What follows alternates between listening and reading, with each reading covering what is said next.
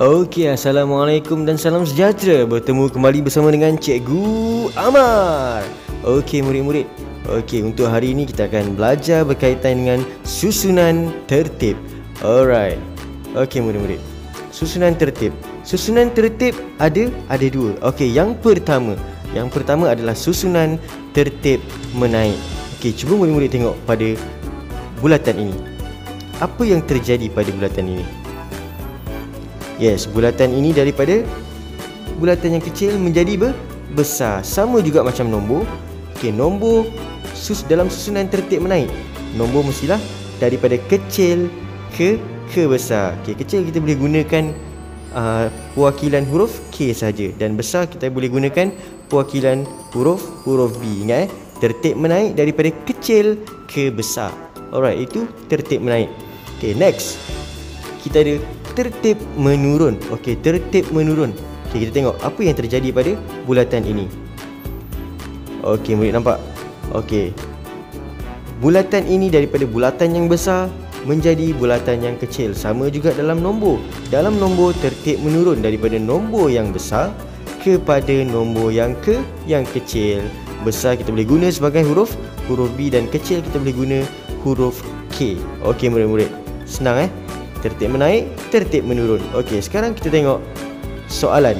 Andai katalah murid diberikan satu set soalan seperti ini, dan murid-murid diarahkan untuk menyusun ikut susunan tertib menaik.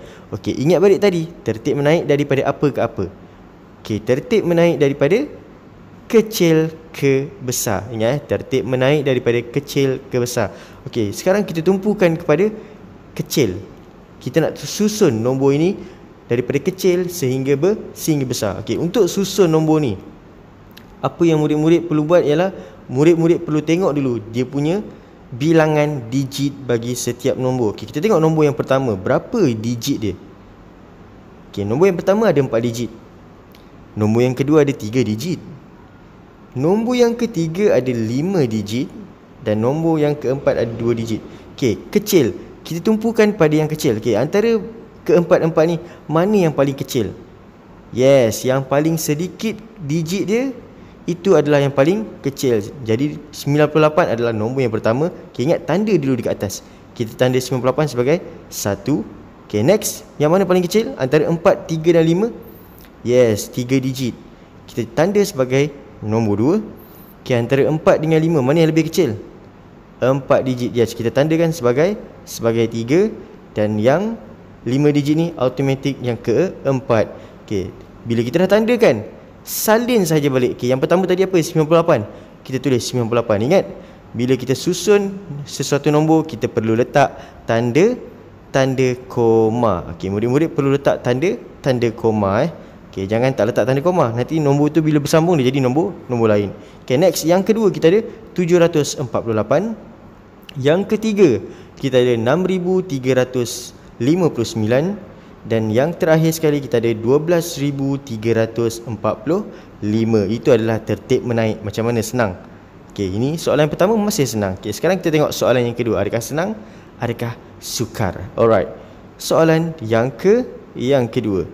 Okey, seandainya murid diberikan nombor ini. Okey, nampak? Boleh tengok nombor ni?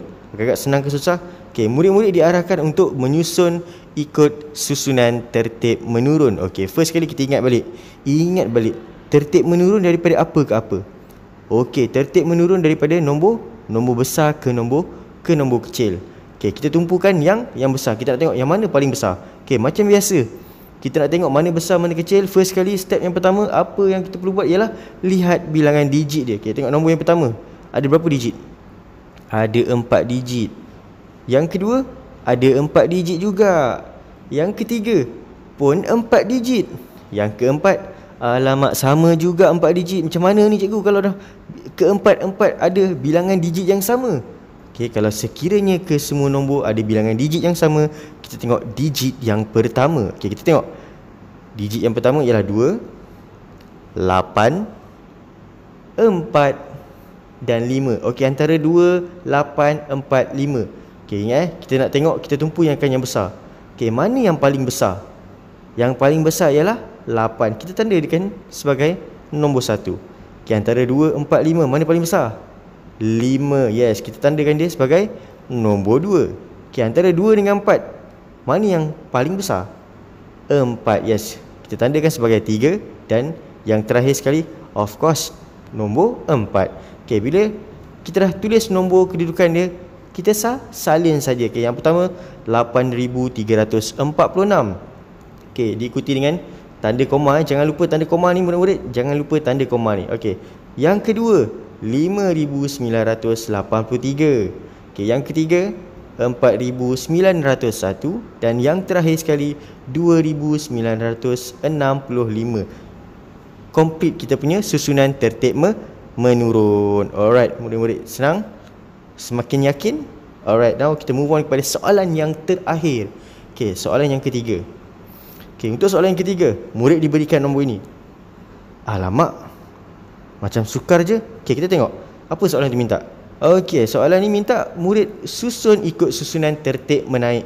Okey, ingat balik tertib menaik daripada apa ke apa? Yes, daripada kecil ke besar. Tertib menaik daripada kecil ke besar. Okey, kita tumpukan kepada nombor yang kecil selepas ni. Okey, macam biasa kita tengok bilangan digit bagi setiap nombor. Okey, nombor yang pertama kita ada 4 digit, 3 digit, 3 digit, 4 digit. Alamak, macam mana ni? Bilangan digit dia tak sama. Okey, ingat kita tumpukan yang kecil.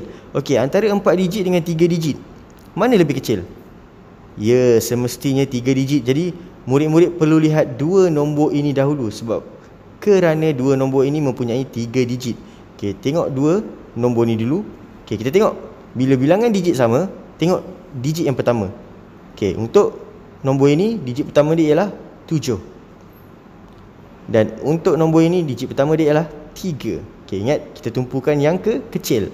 Antara 7 dengan 3, mana lebih kecil? Yes, 3. So jadi nombor ini akan jadi nombor 1. Dan automatik 7 ni akan jadi yang kedua. Alright, boleh murid-murid? Okey, sekarang tinggallah yang 4 digit. Tinggallah nombor yang ada 4 digit. Macam biasa, kita tengok digit yang pertama. Okey, untuk nombor ni digit pertama dia ialah 5.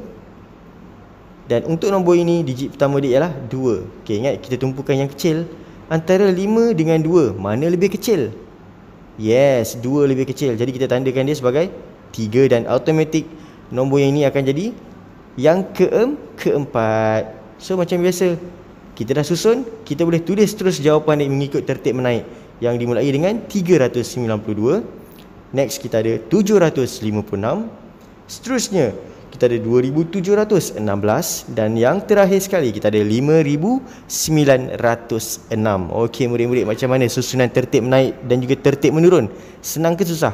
Senang saja. Tapi ingat, tertib menaik daripada kecil ke besar, tertib menurun daripada besar ke kecil. Okey murid-murid, kita akan jumpa lagi di masa akan datang dengan subtopik dan juga kemahiran-kemahiran yang lebih menarik. Kita jumpa lagi. Assalamualaikum dan salam sejahtera. Bye bye.